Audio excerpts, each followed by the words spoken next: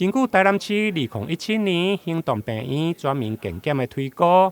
台南市死刑官检的标准化盛行率大约是4.1%，不过伫个溪北的部分区域，盛行率甚至高达20%，原因就甲体液以及共用针头有关系。C 型肝炎本身其实是经由血体液传染啊，意思就是说有接触到血液或者是一些比如说危险的性行为或者是说一只受到污染的针具拔牙的器具等等，就可能会被传染 C 型肝炎，所以其实是蛮不容易的哈。它在一些特定的族群，举例来讲，有在这个使用这个吸毒，然后需要用到一些共用针具这样的状况的时候，那这个族群的病人盛行率其实是蛮高的哈。医师强调，过去治疗C型肝炎因为有真侪限制，造成台湾伫个C型肝炎的治疗甲病毒的清除进度较慢。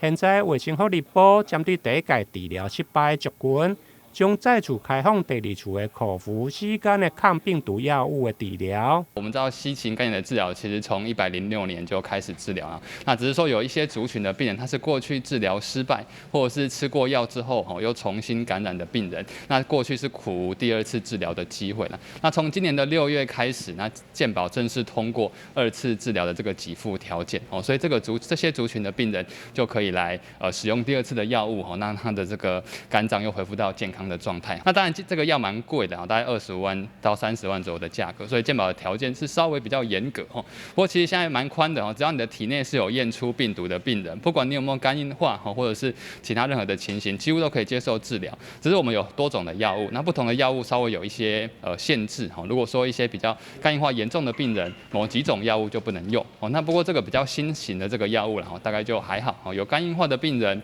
或者是你的基因型，不管是哪一型的病人，其实都可以使用我们这个新型的2次治疗的这个药物。卫福部对2017年开放新型的口服4型抗病毒的药物纳入健保的给付，3年来成功治疗超过10万名的病人，成功率达到98%。